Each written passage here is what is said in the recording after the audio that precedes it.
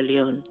Regional adjudication failed to end the stalemate, and now things have escalated. Guinean troops have fired shots inside Sierra Leone. This is unprecedented, and people are nervous. Omaru Fofanah has been following developments from Freetown. We started our conversation with a bit of background. Yenga is a village perched on the hills in the eastern Sierra Leonean district of Kailahun. It borders neighboring Guinea. Literally, it's a stone's throw coming from Guinea.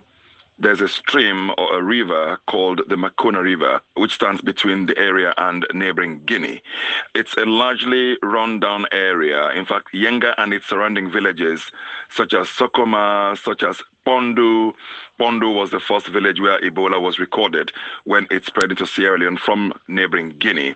And it's inhabited mostly by the Kisi people, who find themselves in all of that area, in Guinea, in Sierra Leone, and in Liberia. So it's right on the border. I imagine that people to and fro quite easily between Guinea and Sierra Leone. But what's the historic dispute between the two countries about this terrain? Yes, exactly. I mean, people traverse the border there quite easily, which is why the current situation is worrying them a lot.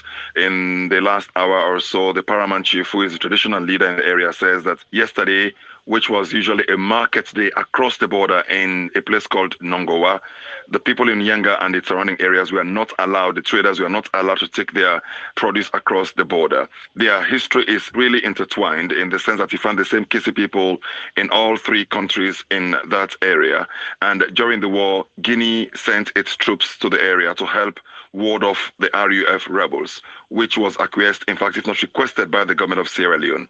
They were there and they helped bring the war to an end. But shortly after that war ended, Guinea laid claim to the area, saying it had always been a part of its territory, which obviously Sierra Leone denies, insisting that the river, the Makona River, which is a natural border, is what divides the two countries. Therefore, Sierra Leone says Yenga is a part of its territory. So how much more do we know about what happened recently with the incursion? We don't know much because the Sierra Leone armed forces are not speaking on record, but two military sources have told me that they had heard in the lead up to Independence Day on the 27th of April that Guinean troops were planning to encroach into Sierra Leone territory by taking a village called Sokoma. So as a result, there was a buildup of Sierra Leonean troops in Sokoma itself because they are not allowed to go to Yenga, where Guinean troops have been stationed since the end of the war, barring the fact that at some point it was demilitarized, but then the Guinean soldiers returned to the place.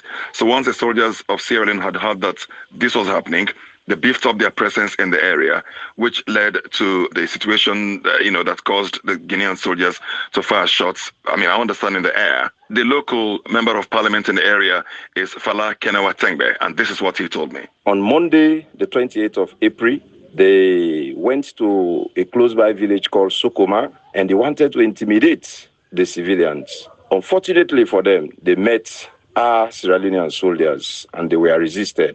So when they went back, they reorged and they crossed over 200 to 300 military armed personnel into the land of Yenga. After a few seconds, we had 3 shots fired from their garrison base. Nobody has access into Guinea from Yenga into Nongowa. They have annexed Yenga, and 2, they have built permanent structures.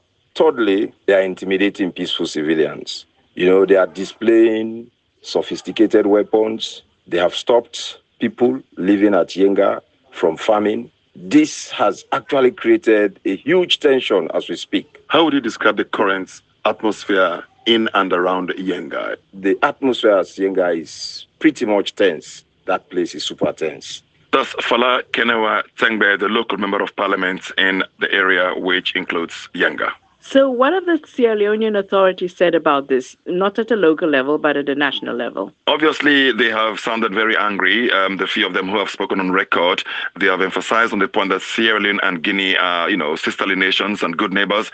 Therefore, the long-running nature of the Yenga dispute is something which they would rather was put behind them.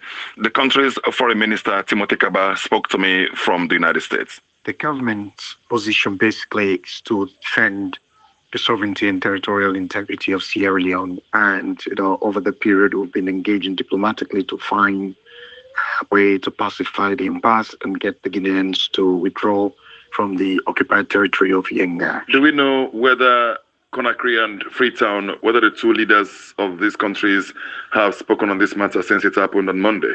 Absolutely, the two leaders have spoken.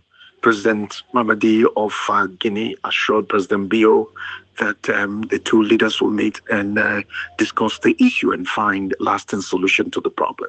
And we also escalated the complaint to ECOWAS to find, a redress mechanism within the organization. We would definitely arrive at a point where the Guineans would de-escalate and exit Sierra Leone territory that they've so callously occupied. That's Timothy Kaba, and Sierra Leone's Minister of Foreign Affairs. Umaru, did this come as a surprise? And are people wondering why now? It did come as a surprise. The fact that this was the first time that shots were being fired in that area since the war ended, despite the long-running claim by Guinea.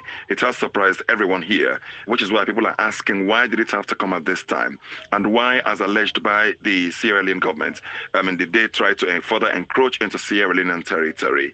Some have said that Guinea has a military junta, and they believe that maybe it's a way of distracting the situation in that country by sort of engaging Sierra Leone at this level.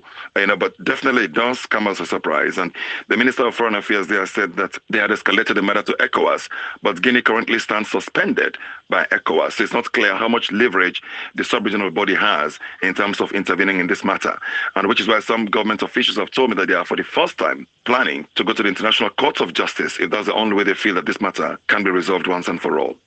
That's Omaru Fofanah. A recent story of what exactly happened right inside Kisses and Children Kailam district concerning about the Yenga issue.